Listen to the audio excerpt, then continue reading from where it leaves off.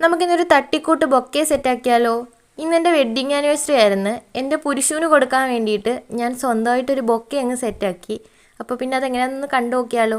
അതിന് വേണ്ടിയിട്ട് കുറച്ച് പോളറോയിഡ്സും, ഈ പോളറോയിഡ്സ് വിട്ടൊരു കളിയില്ലേന്ന് ചോദിക്കരുത്. ഇങ്ങനെയുള്ള കുറച്ച് ആവശ്യങ്ങൾക്ക് വേണ്ടിയിട്ട് എടുത്തു വെച്ചതാണ്. എന്തുമായാലും അത് തീരുന്നത് വരെ ഈ പോളറോയിഡ്സ് വെച്ചുള്ള ക്രാഫ്റ്റൊക്കെ പ്രതീക്ഷിക്കാം. അങ്ങനെ കുറച്ച് പോളറോയിഡ്സും 2-3 ചോക്ലേറ്റ്സും ഒരു പൂവൊക്കെ വെച്ചിട്ട് ഒരു ചെറിയ ബൊക്കെ, അതാണ് ഞാൻ ഉദ്ദേശിച്ചത്.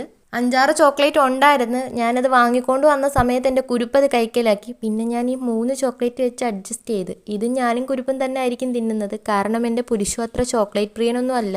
കിട്ടിയാൽ കഴിക്കും, അത്ര തന്നെ. അതിന് നമ്മൾ കൊടുത്തിട്ട് വേണ്ടേ കഴിക്കാൻ, അല്ലേ? പിന്നെ നമ്മൾ ഈ കാണുന്ന പോലെ ഒരു ബൊക്കെ ഷീറ്റ് എടുത്ത് അറഞ്ചും പുറഞ്ചും കട്ട് ചെയ്ത് ഈ കാണുന്ന പോലെയൊക്കെ ഒട്ടിച്ചു കൊടുക്കുക. ഞാൻ ഈ ഒട്ടിക്കുന്നതൊക്കെ പറയാൻ നിന്ന് കഴിഞ്ഞാൽ കാലകയും ഡയലോഗ് പറയുന്നത് പോലെ ആയിപ്പോവും.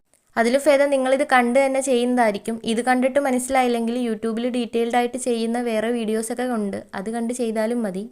നമ്മൾ ഓൾറെഡി ഒരു കസ്റ്റമറിന് ഒരു ബൊക്കെ ചെയ്ത് കൊടുത്തിട്ടുണ്ടെങ്കിലും അതിന് ഇത്രയും പാടില്ലായിരുന്നു. ഈ സാധനം ഉണ്ടാക്കാൻ ഞാൻ കുറച്ച് പാടുപെട്ടായിരുന്നു.